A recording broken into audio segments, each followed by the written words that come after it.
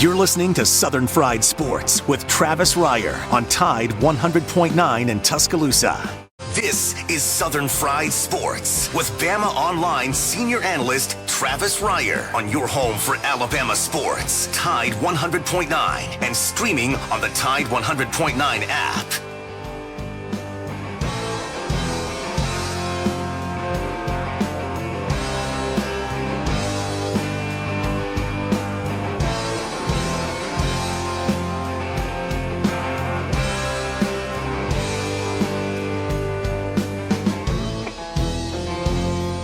Make it through this year, I think I'm gonna put this bottle down. I guess as time goes on, I'll grow to miss it less than I will now.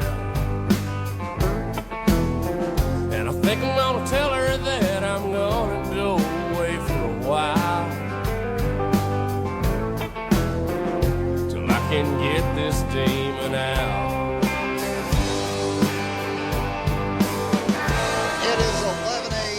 On a Monday morning in Tuscaloosa, Alabama, it is time once again for another edition of Southern Fried Sports right here on your home for University of Alabama Athletics, Tide 100.9 FM.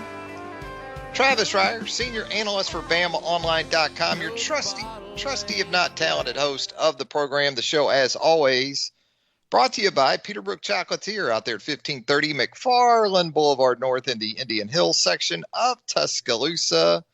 March brings with it St. Patrick's Day and creeps us closer to the Easter holiday. So keep both of those in mind as we move through the month of March. Also, if you're going to settle in for some March Madness, which on the University of Alabama front looks like it's going to involve both the men's and women's basketball teams, what better place to stock up on your March Madness munchies than right there at Peterbrook Chocolatier, 1530 McFarland Boulevard North. Joined on the program by the executive producer of SFS, Jacob Harrison, and together we combine to form the 60-minute Woo!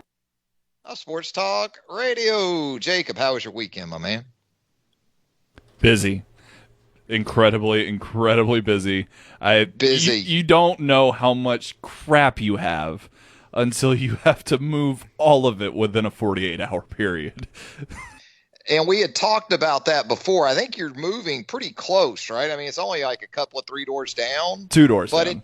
It not quite matter. The great 90s band. Yeah, I was thinking maybe 3 doors down should have been the playlist thing of the day after that move. But we could go with it even with 2 doors down.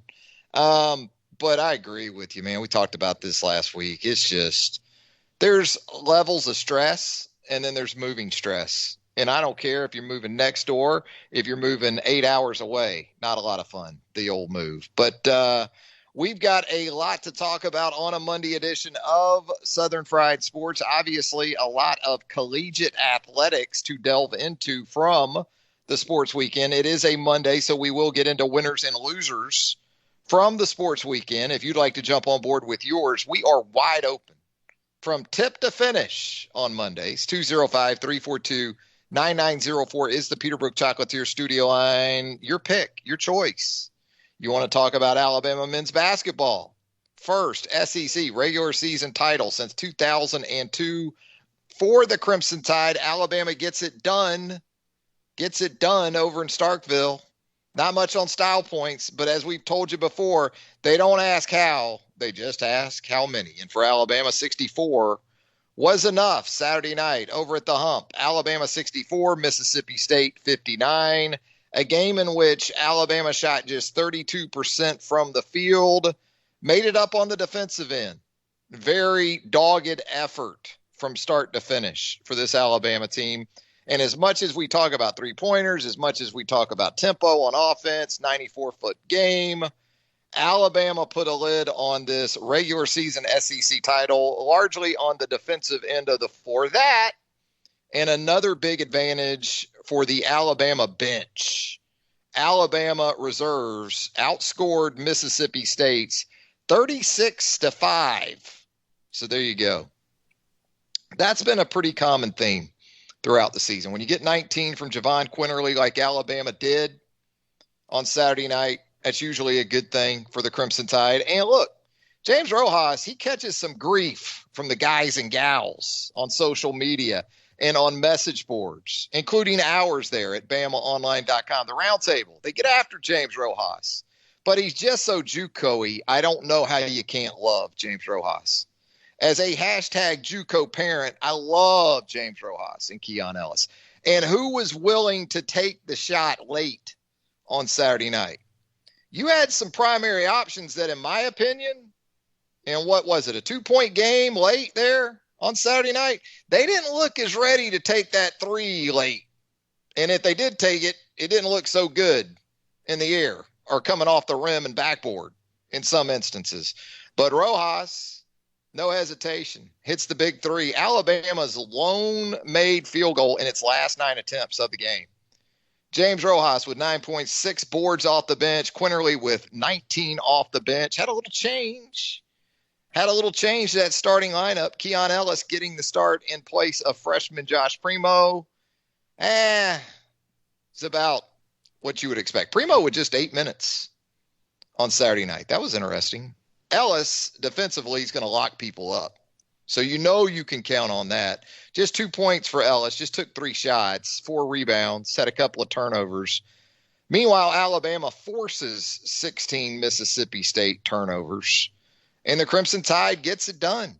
64-59 and can breathe easy now. Can semi-breathe easy. There's still some things to be done here at the end of this regular season with Auburn coming in here tomorrow night. And then, of course, the recently scheduled road trip set for this Saturday over in Athens, Georgia, taking on the Georgia Bulldogs in a rematch of an earlier game here in Tuscaloosa that Alabama was able to win. So still some work to be done. Big picture wise, you want to try to maintain seeding and or your position in the NCAA tournament draw as best you can. So a lot still on the line this week for Nate Oates' team. 205-342-9904. That is the Peterbrook Chocolatier studio line. If you'd like to jump on board with us this morning, we'll continue to talk Alabama men's basketball throughout the program, but elsewhere in the athletic department, you had a busy weekend on the Diamonds here in Tuscaloosa. Alabama softball with another perfect run through one of its events. This time in the Easton Crimson Classic, Lexi Kilfoyle, the second-year pitcher and hitter, Lexi Kilfoyle. What a weekend for the sophomore. Didn't give up anything in the circle. 2 shutouts for Lexi Kilfoyle, including a no-hitter against the Tar Heels of North Carolina on Saturday. Oh, by the way, she also had an RBI double in that 2-0 win over the Tar Heels. And it's not like she got a ton of run support in either of those shutouts over the weekend against North Carolina and Troy. No KB Sides in the lineup. Murph, it sounds like, isn't expecting Sides to be back for a couple of weeks. Spotted her in a boot over the weekend there at the Crimson Classic. So dealing with some injuries offensively, and really a team that's got to stay healthy offensively. Because whereas you like the first 8 or 9 or so that you can run up there to the plate, those are your 8 or 9. This isn't what I would consider to be an exceptionally deep team off the bench. So really need to keep these frontline players as healthy as possible. Alabama gets it done with the 5 wins in the Crimson Classic. 2 over Memphis, 2 over North Carolina, the single win over a really good, solid Troy team on Sunday. Alabama pitching overall on Saturday and Sunday, 5 hits allowed in the 3 wins. That'll work. So now you get Mississippi State in here on Wednesday for a non-conference game against a conference opponent. And sounds a little strange, but it makes a lot of sense because Alabama doesn't face Mississippi State in conference play this season. So why not? Why not just have the Dogs come from an hour and 20 minutes away and have a midweek game? That's what Alabama's going to do. You also have another event over there at Rhodes Stadium set for the upcoming weekend. This time, the Easton T-Town Showdown. You're going to have Kent State, Northern Iowa, and South Alabama in for that one. And then SEC play gets underway the following weekend at Auburn. 205-342-9904 is the Peterbrook Chocolatier studio line. Alabama baseball with a successful weekend over there off Bryant Drive. A sweep of Wright State to move to 7-1 on the young season. Had the 11-inning game in game 1 of that Saturday double dip. And William Hamiter, former product of our Northridge Jags, gets it done with the walk-off single on Saturday in game 1. 8-7, Alabama gets it done in that one. That keys the 3-game sweep, although had to battle in game 2, the 7-inning affair to wrap up that Wright State series on Saturday. Dylan Smith and Landon Green combined on a 2-hit shutout in that 7-inning game. 10 strikeouts between Smith and Green. And so now you move forward. Another busy midweek for Alabama. Had 2 games midweek last week. Going to have UAB at Regions Field over in Birmingham tomorrow night, followed by Troy in here on Wednesday. And then you take off to Charleston. I like that trip. I like how you think, Brad Bohannon. A weekend, if you're a culinary sort of snob, a foodie like yours truly, you'll take all those road trips to Charleston, South Carolina you can get. Great thing about Charleston is when you're coming in, you know, if you just want to Waffle House it up, kind of give yourself a base there, you can do that in Charleston, South Carolina. But then, man, you get over there and you got Husk. You've got such a wide variety. Of course, the Low Country fare is second to none there in Charleston, South Carolina. So you're going to have that trip coming up this weekend for Alabama baseball. Coming up in a couple weekends, you're going to have the Stetson Hatters in here for a weekend series. Stetson notable because maybe you know this, maybe you don't. Chipper Jones's father, Larry Wayne Jones Sr., a former player and assistant coach at Stetson University, right there in gorgeous, lovely, quaint DeLand, Florida, home of the Mossy Oaks, right there in Central Florida. That is essentially where Chipper Jones was raised prior before being shipped out up to Jacksonville in the bowl school for the high school years. So you got that on tap for the Alabama baseball team. Going to step aside for our first break. When we come back, more into winners and losers from the sports weekend. Your phone calls at 205-342-9904. Southern Fried Sports on a Monday, presented by Peterbrook Chocolatier, right here on Tide 100.9 FM. More of the show right after this.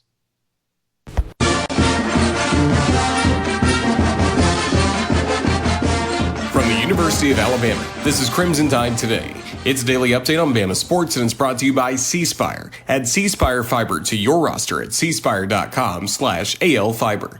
Hello again, everybody. I'm Roger Hoover. The 6th-ranked Alabama men's basketball team beat Mississippi State 64-59 on Saturday night to clinch the 2021 Southeastern Conference regular season championship.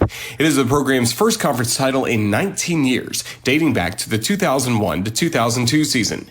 Guard Javon Quinterly led the Crimson Tide with a game-high 19 points off the bench, while guard Jaden Shackelford added 15 points and 6 rebounds. Forward Herbert Jones pulled down a season-best 14 rebounds, including 6 on the offensive glass.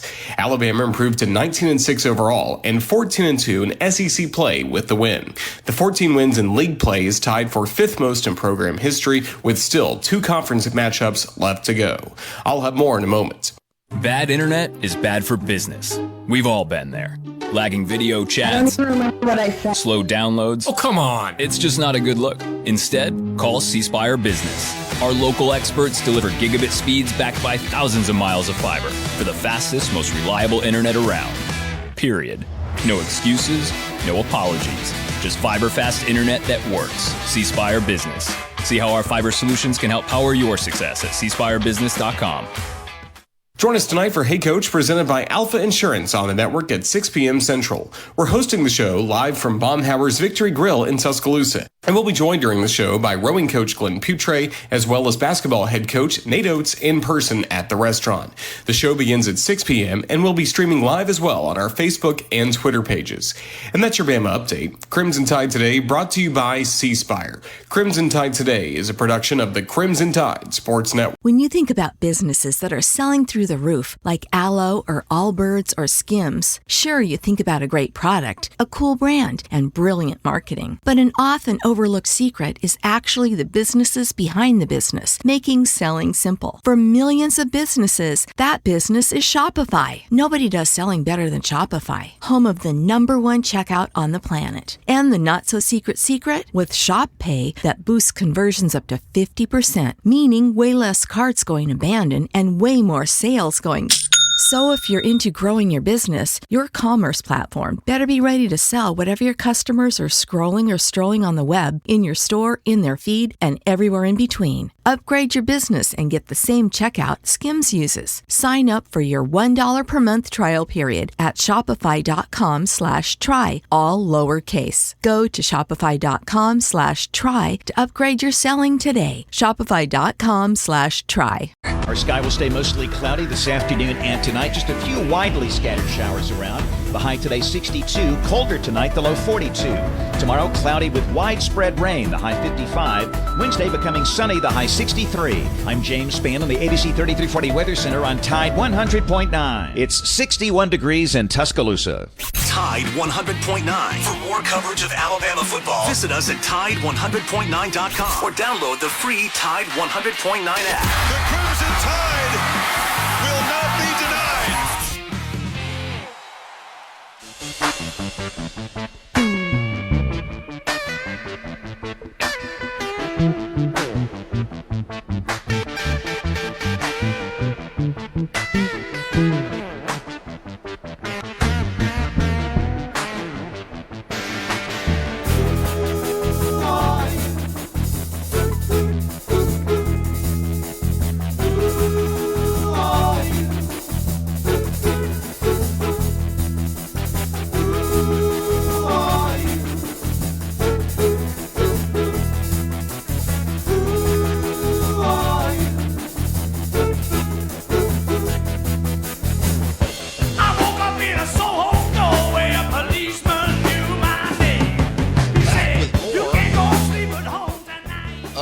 Monday edition of Southern Fried Sports right here on Tide 100.9 FM. Travis Reier, senior analyst for BamaOnline.com, with you each and every weekday morning from 11 a.m. until noon. I was a pretty good dude over the weekend. I did better in terms of the weekend sort of diet. Salmon. I had salmon on Friday and Sunday night. Got down to Central Mesa right there in downtown Tuscaloosa for the first time in a while. Always enjoy it. Just hadn't been in a while. And had Central Mesa salmon. It was excellent. It was really good. I got to say this, though. The chocolate lady is still the best cook I know in all of Tuscaloosa. That's not just me saying that. Woo! You know? That's not just me saying that. Obviously, I'm biased, but she does this bourbon glazed salmon. She did it last night with this fresh off the cob corn. Oh, it's not street corn like you're going to get at Central Mesa, but it's kind of a hybrid, kind of a street corn meets my late maternal grandmother from Walker County's skillet corn. You know what I'm talking about. Yeah, can't go wrong with that hybrid. It's kind of hybrid we can all agree upon. So I did good this weekend. And as a matter of fact, even this morning, not to pat myself on the head too much. Okay, I will. Even got in the neighborhood walk, even with the weather. Did the Airdyne bike. As I've said many times before, the greatest healer of injured players in collegiate sports is an Airdyne bike. The one where you ride with the arms and the legs. You know, you go to these practices and you see these injured student athletes on the side on those Airdyne bikes. It's amazing how quickly they get back on the court, back on the field, after riding those Airdyne bikes for just a couple of days. 205-342-9904. That is the Peterbrook Chocolatier studio line. If you'd like to jump on board on a Monday morning, we have just been informed that the Alabama men's basketball team checks in at number 8 this week in the Associated poll. That's down a couple of spots. Not a surprise coming off a 1-1 week. The 15-point loss at Arkansas midweek, followed up by the 5-point win on the road at Mississippi State on Saturday evening. Not a surprise from that standpoint. You also are starting to wonder what the perception of this team going into the postseason is going to be, because buckets haven't been coming as easily of late. Alabama now in consecutive games scoring fewer than 67 points, well below its season average in those two games against Arkansas and Mississippi State. More so late game situations. Who's the dude?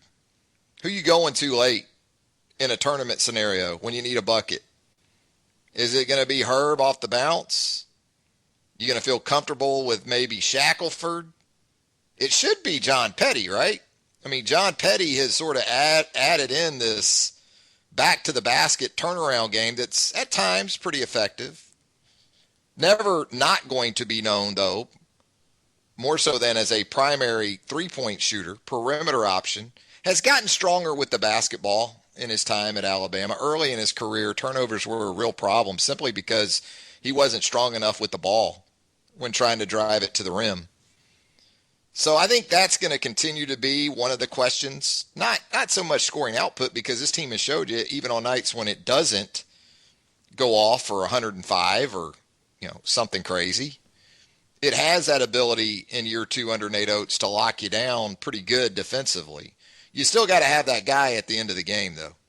And so that's where we'll continue to watch this team and maybe have a question or two. I'll tell you, a couple of guys who aren't scared, maybe sometimes to their own detriment and to Alabama's detriment, are Quinterly and Rojas.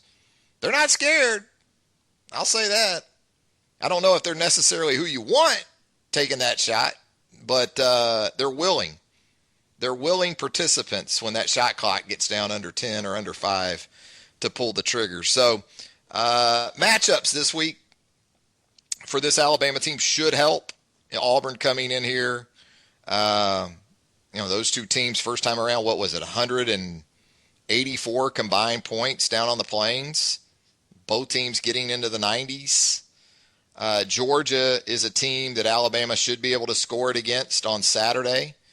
So I would expect an uptick in the offensive production in these two games this week. By the way, I saw before the show that tomorrow night there will be no awarding of the Foy ODK Sportsmanship Trophy at halftime of the Alabama-Auburn game at Coleman Coliseum. I believe it was Cecil Hurt who had that update just prior to the show.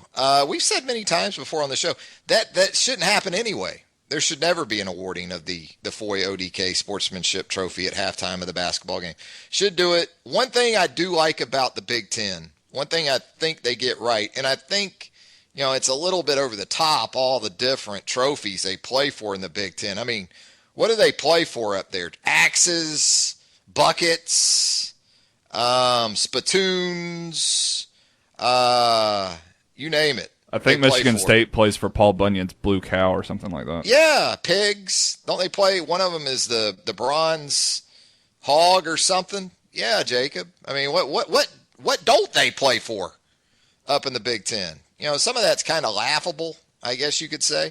But what I do like about the Big Ten, when those games are over, there goes the axe to the winner, right? Right there on the field. There goes the barrel. There goes the bucket. The spittoon, the spatula, whatever it is they're playing for. I like that. The oven mitts, it happens. It happens right now, right on the field. I don't necessarily like the halftime of the basketball thing. I know in a lot of years it's an attempt to sell some tickets, but haven't we reached a point with Alabama and Auburn basketball now? Auburn a couple of years fresh from a Final Four appearance. Alabama, your 2021 regular season champs. Do we need to do it to sell tickets still? Also saw some conversation on the internet in the last couple of days about the tournament titles in the SEC versus the regular season title, and I summed it up this way in a response with a tweet. TV is what the conference tournaments are about. And that's no offense to teams that have won conference tournaments. Alabama's obviously had a lot of success in the SEC tournament. You take them, absolutely. But it's all about the regular season when it comes to the league. You know, the regular season is the one that goes up in the rafters. I think some places conference tournament championships don't even get a banner. Which, to me, if you're going to tout NCAA and NIT appearances, you should probably have the tournament champs up in the rafters too. And really, it's all kind of a switch from the postseason when it's all about the NCAA tournament. When we're talking about determining a national champion. When you think about college sports, though, and the particular sports where the regular season title takes precedent, it's not all that many anymore. You know? What is it? I think in baseball, it's still bigger. Still a bigger deal, especially in a league like the SEC with the depth of teams that you have. Softball, too, now. I'd say the same for SEC softball. It is a far bigger accomplishment to win the regular season title than it is the SEC tournament title. But I will say, as a result, with baseball especially, it's just hard to make the SEC tournament. You know, pretty much if you make the SEC tournament, you are an NCAA tournament team. It is an NCAA tournament within a conference tournament. Softball has become kind of that way in the Southeastern Conference. And then I would say men's and women's hoops, regular season titles very much take precedent over the tournament titles. I mean, the tournaments at the Power 5 level, they're content. They're for television. Now, you get into some of the mid-majors like the Big West, some of those leagues, it's all about the bid. You know, those are one-bid leagues, and they're the auto bids. So if you are a Big West team or maybe even the Ohio Valley or something like that, you're playing for your NCAA tournament life. But once you get to the Power 5 level, it's television dollars. You know, that's why the Pac-12 came on board finally a few years back with a conference tournament. 205-342-9904. That is the Peterbrook Chocolatier studio line if you'd like to check in with us. Going to step aside for another break. Hey, let's talk some Alabama football when we come back. I'm working on a piece for BamaOnline.com, which will drop later this afternoon. I need Jacob Harrison's input on this. I think I have my pecking order in place. Looking at the opposing quarterbacks on Alabama's 2021 schedule, who would you have at the top of that list? Bo Nix is back at Auburn. What about De'Aaron King at Miami, coming off that knee injury in the bowl game? Matt Corral. What about Matty C over in Oxford? Emory Jones expected to step in for Kyle Trask at Florida. And then the long-forgotten now, Miles Brennan, had that injury in Week 3 against Missouri. You saw the freshman thrust into the fire for the Tigers, TJ Finley, and my personal favorite, Max Johnson. Let's talk some quarterbacks on Alabama's upcoming schedule when Southern Fried Sports returns on Tide 100.9 FM right after this. You're listening to Southern Fried Sports with BamaOnline.com senior analyst Travis Reier on your home for Alabama sports. Tide 100.9 and streaming on the Tide 100.9 app.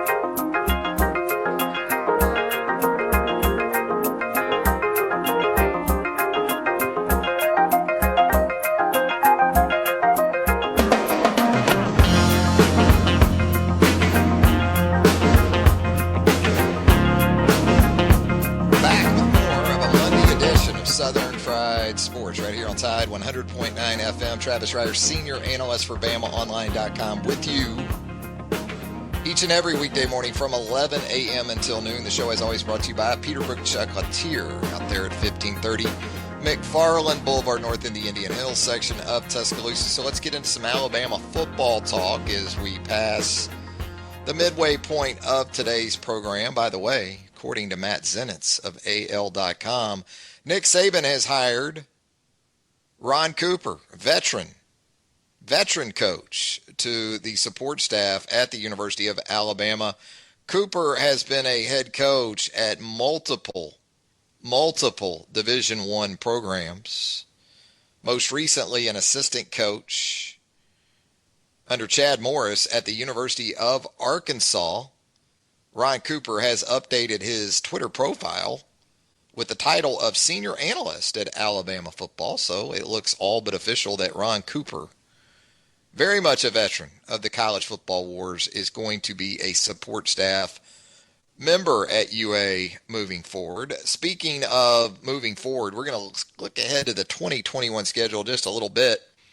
Working on a piece for BamaOnline.com, set to drop a little bit later this afternoon, on the top quarterbacks on Alabama's schedule for the 2021 season. Not that difficult to come up with some candidates for that top five. After all, Bo Nix, a 2-year starter at Auburn, going through a coaching change with Brian Harsin coming in there. Different offensive style. The marriage of Bo Nix in Harsin's offense will certainly be an intriguing storyline as we head up to the 2021 season. I'm going to be as interested in how much more Mike Bobo can get out of Bo Nix. Has Bo Nix just pretty much reached his ceiling? Especially as in the area of being a passer. How much more can Mike Bobo, the new offensive coordinator and quarterbacks coach at Auburn, get out of Bo Nix? You've also got D'Eriq King to consider. The Houston transfer put up big numbers in his first season with the Miami Hurricanes in 2020. Unfortunately for King and the Hurricanes, he sustained that knee injury against Oklahoma State in the bowl game, underwent surgery. We'll see what type of timeline he's on to make it back, hopefully, for that September the 4th matchup with Alabama in Atlanta.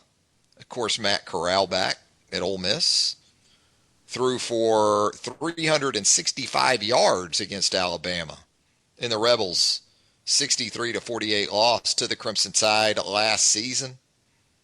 Matt has problems with that zone D. Mix in a little more zone, and he'll throw it to you. He had interceptions of, 7 and 6, 6 and 5, something like that. Arkansas got him.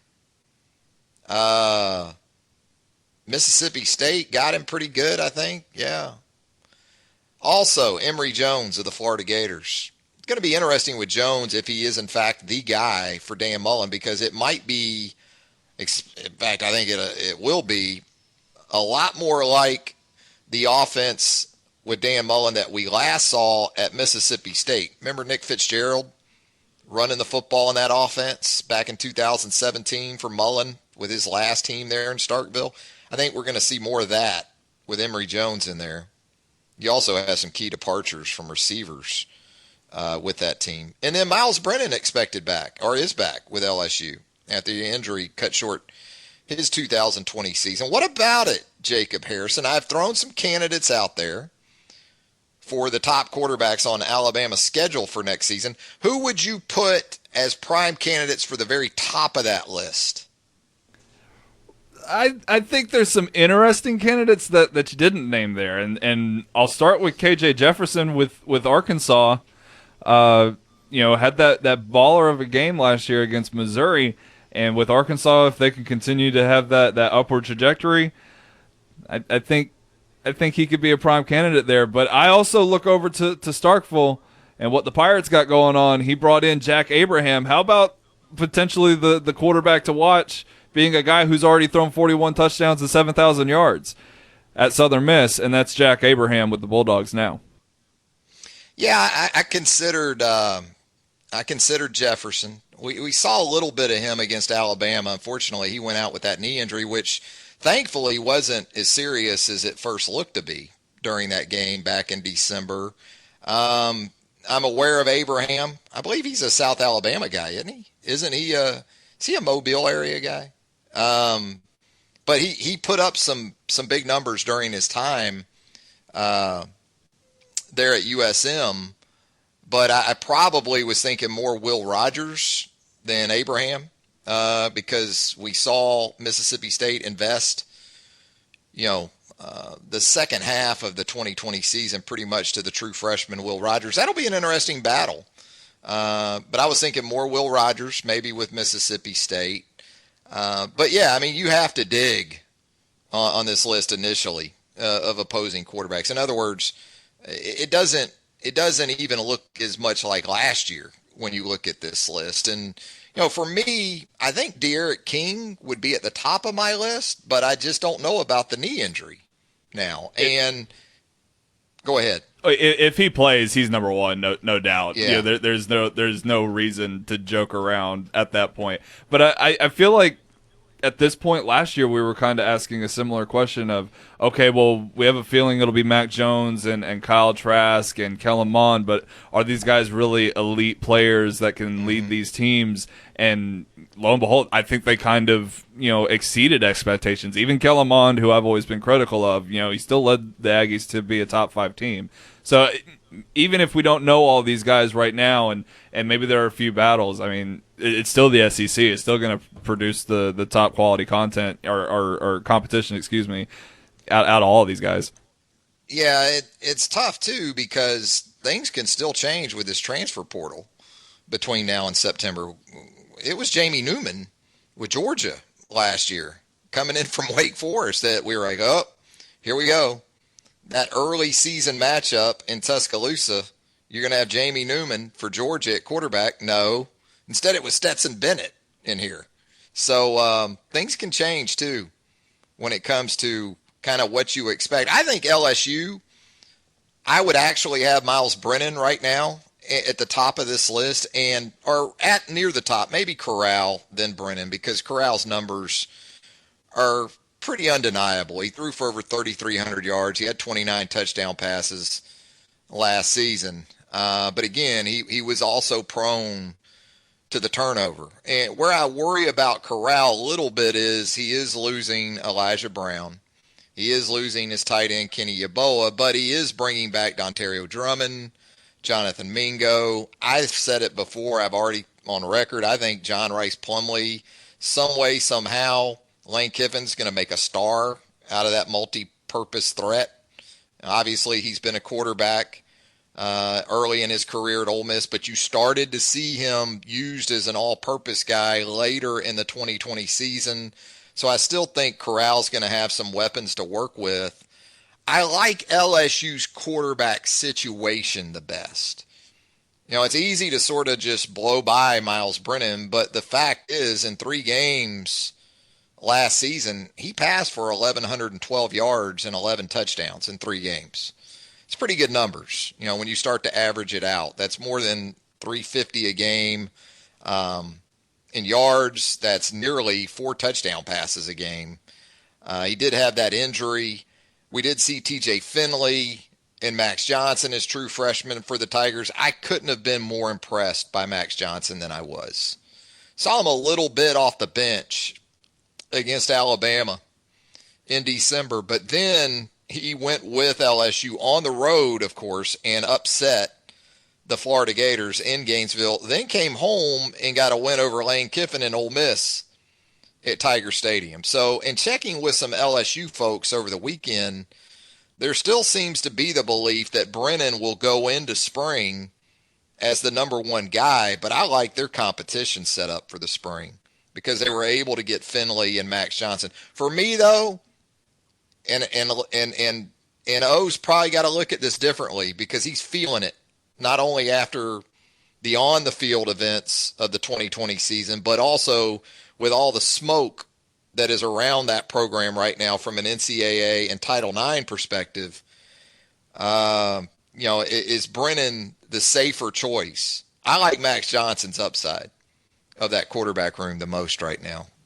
But yeah, I mean, just looking at these options, if you're an Alabama defense, you look at everything Alabama's returning in the secondary, This was a defense in 2020 that was very much safety heavy. Your two base starters. Then you also went with a safety in Malachi Moore, largely as your star defensive back. You came off the bench with Brian Branch and Dime, and he also handled some star, of course, late in the season. All those guys are back.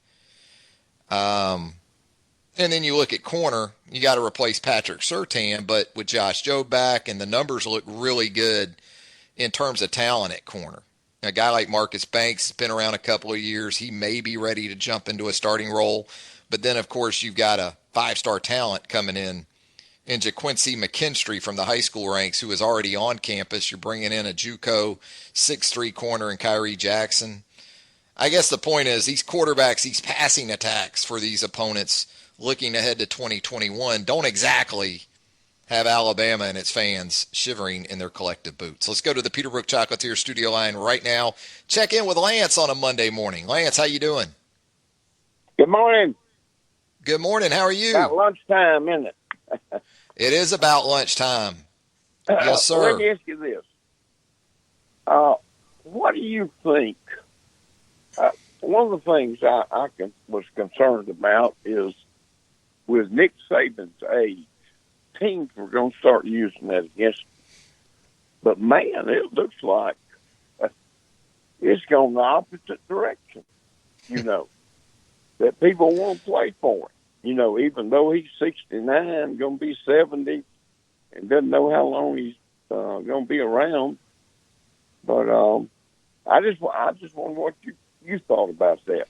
That's amazing to me that they're not using that. Lance, I'm sure they're using that against him. Yeah, you think opponents are just now going to start using his age against him? I mean, come on. They've probably been doing it for 10 years now. I mean, remember the Georgia game?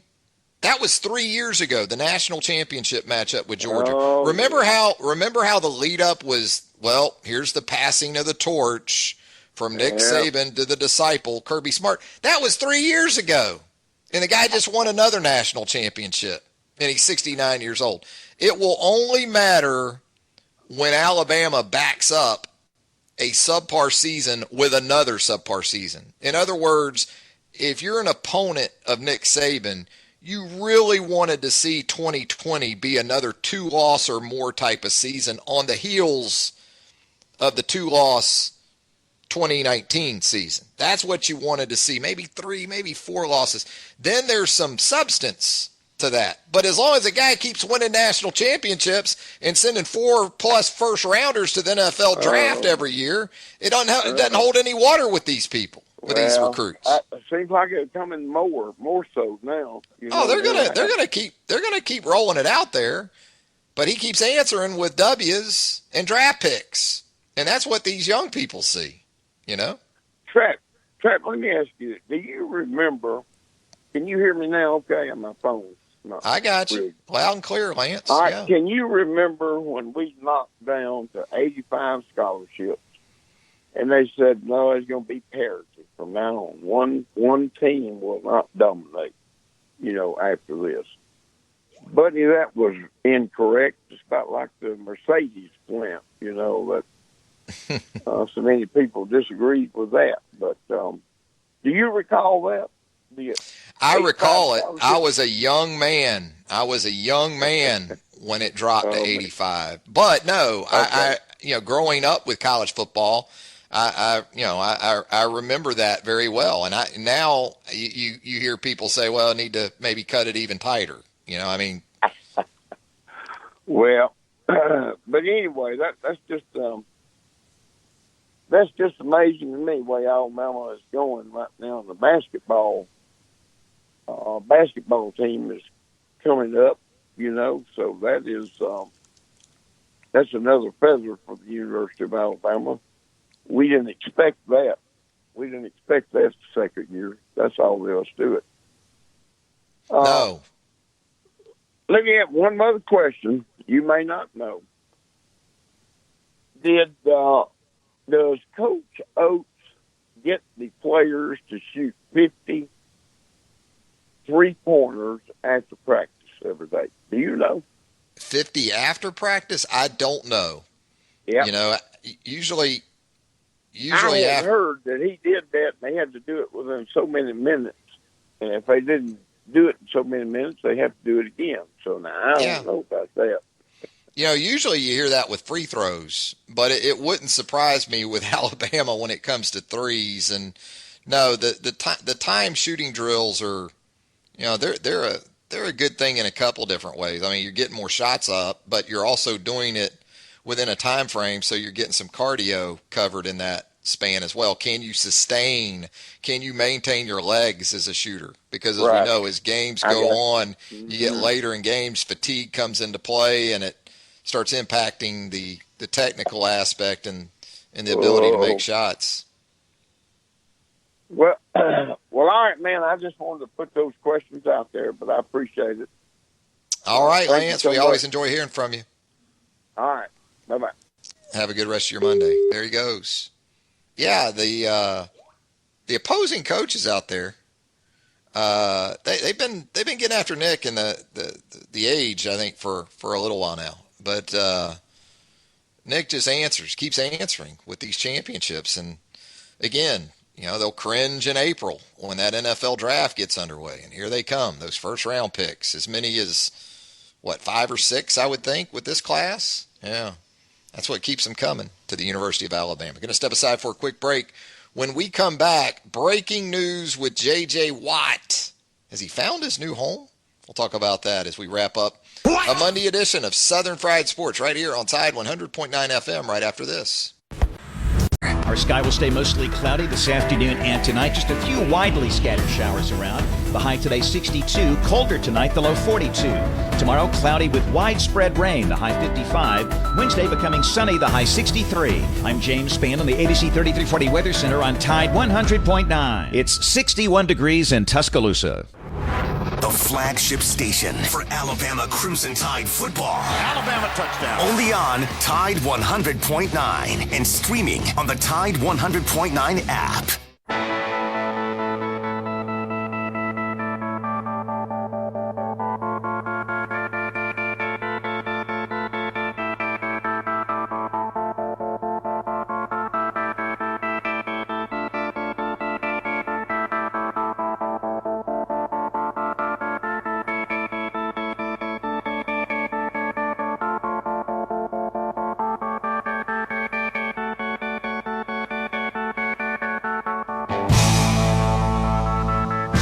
This day in 1944,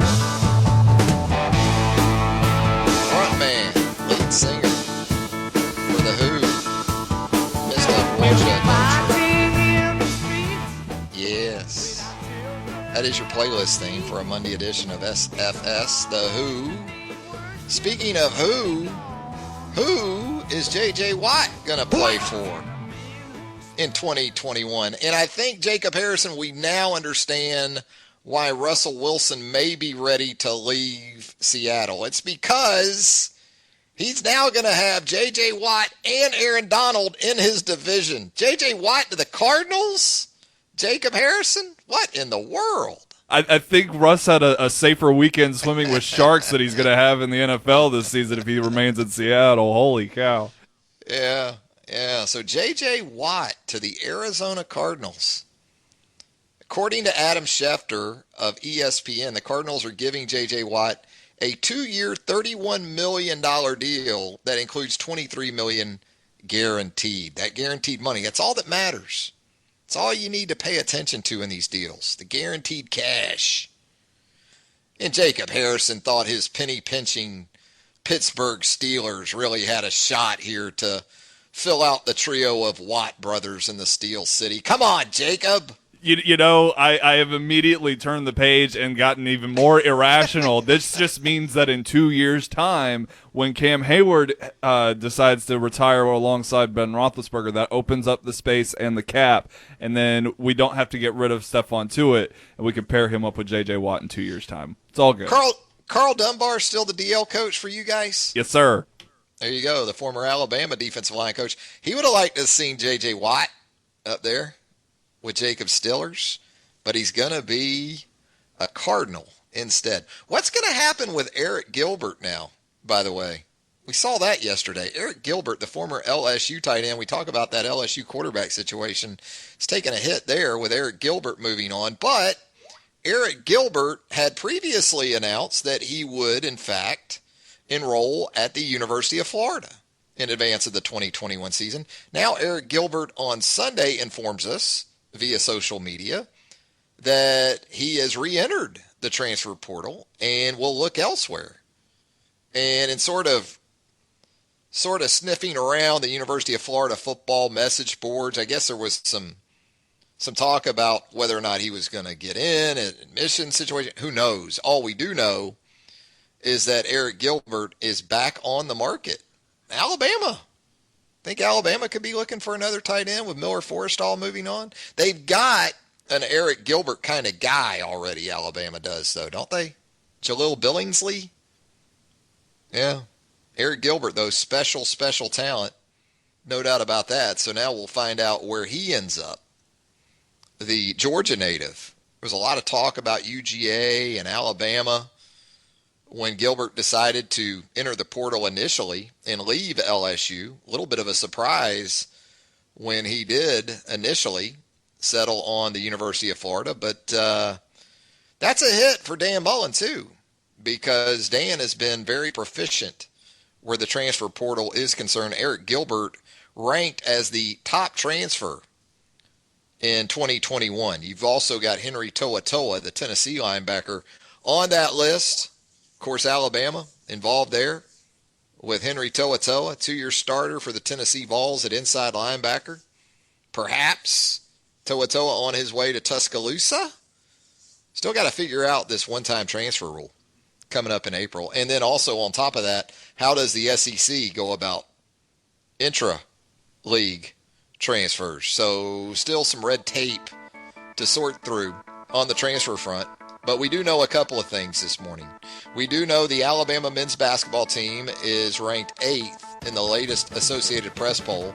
We also know that J.J. Watt is going to be an Arizona Cardinal. There you go.